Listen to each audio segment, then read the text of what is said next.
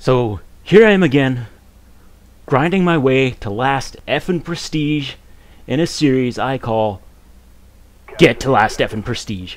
And I am providing some terrible commentary over top some terrible gameplay. It's like a shit cake with some shit icing on it.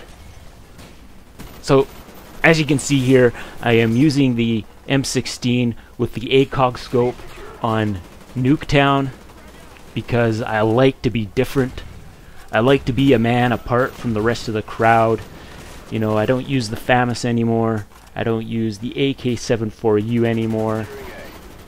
FAMAS used to be my #1 weapon, and the M16 has just recently replaced that. So if you go into my player card, you'll see that my most favorite weapon is this weapon. And I think that's mostly because I used to play a lot of Pure, and in Pure game mode, the M16 is just a beast. Guys would start shooting at me from across the map with a Galil or a FAMAS, and I would drop them in 2 bursts, and then I would sit there and laugh my ass off, going, "You can't touch me, fool! You can't touch me! Why you even try?"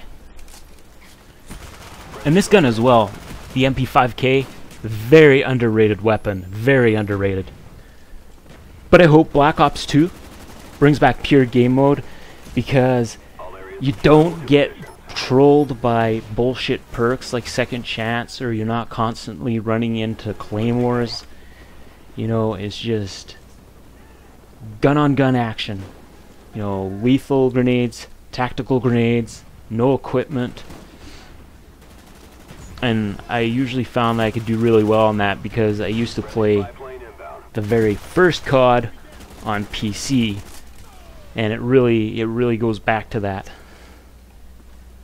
And when I say first COD, I don't mean Modern Warfare, which was COD 4. I mean COD 1, the World War II Call of Duty, which I used to play a lot of back in the day. Anyway, I would like to apologize for some comments that I made in the last video. They may have offended some viewers with very strong opinions, and I would like to clear any animosity by saying that Delta Force 1 and Delta Force 2 are very much movies of the 80s. They are not 90s movies at all. Even though Delta Force 2 was made in 1990, it is still very much an 80s film. And I just wanted to clear that up because some people are very fanatical about their movies. On a lighter note, it's great to see Chuck Norris back on the big screen in Expendables 2. Even though a man of his stature should have gotten the 3D IMAX treatment, I think he deserves it. I think they all deserve it. A lot of us grew up watching Die Hard and Rambo and The Terminator and Red Scorpion and Bloodsport. When you're a kid, you don't want to see any artsy-fartsy crap. You want to see Jean-Claude Van Damme kick the crap out of Jean-Claude Van Damme in Double Impact.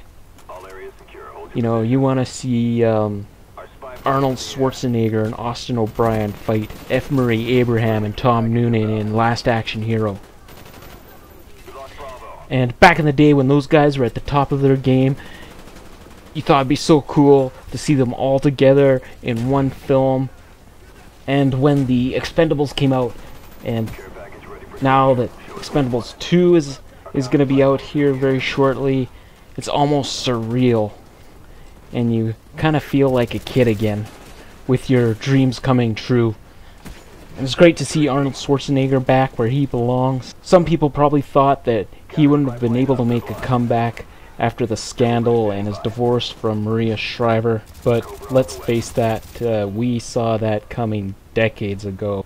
He was a bit of a womanizer before he met her, and then he got married to her, and you saw her, and you're just like, oh yeah, he's gonna be cheating on her. I remember some people referring to her as Skeletor, and I kinda imagined a lost episode of He-Man and the Masters of the Universe where He-Man gets married to Skeletor, and then they have a family, and then He-Man cheats on Skeletor with Orko. Orko being the maid that he cheated on with, because she really wasn't that hot. I mean, if he's gonna bone weird-looking women, he should at least bone the woman with 3 tits from Total Recall. But you know what? He probably did do her as well. He was probably like, "Hello, let's go back to my trailer."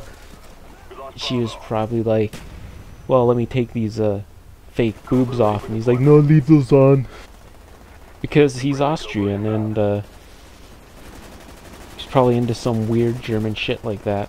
I can just see a generation of young boys' idea of what the perfect female figure is being ruined by Total Recall. There are probably grown men now traveling the globe from Bangkok, Thailand to Amsterdam, scouring whorehouses for 3-titted women. And if by any luck that they do find a 3-titted woman, they probably make them call them Quaid or Hauser during coitus and quote lines from the movie like, "Screw you, Benny," and "See you at the party, Richter." I think that if any prostitute or stripper or porn star is thinking of getting breast augmentations, they should just go the extra mile and get 3 put in and cater to the niche crowd of Total Recall fans. I think that they would be able to make a lot of money at it. The owner of the Bunny Ranch plans to open an alien-themed brothel in Nevada. It's probably going to have a seedy Star Trek decor with green-skinned hookers, and that kind of ruins the magic of Star Trek.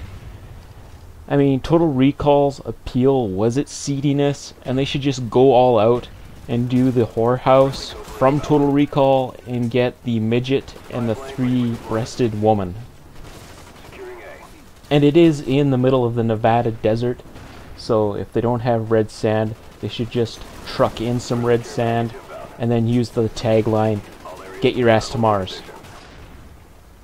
But if the guy was really smart, he would do different themes. He would have like his Star Trek theme and his Star Wars theme, and then for the international crowd he'd have like a Doctor Who theme.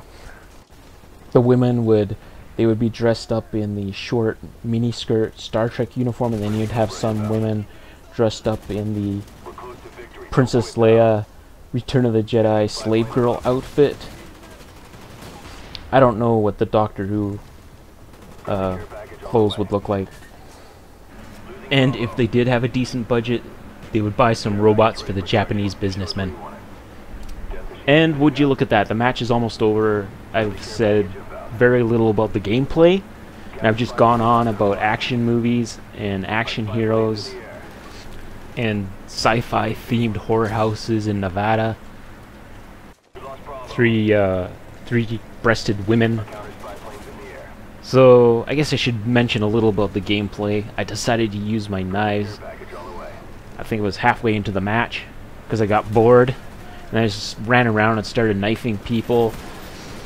And I have lightweight, but now I have lightweight pro because I got my 15 melees in this one match, just running around like a complete asshole. And I probably pissed off a lot of people doing it, but I can guarantee to those people that I will never use second chance, and I will never use a noob tube. And I will minimize my usage of the claymore. And that's the end of that. I did not too bad for running around for half the match with just ballistic knives. I think Call of Duty Jesus was looking over me.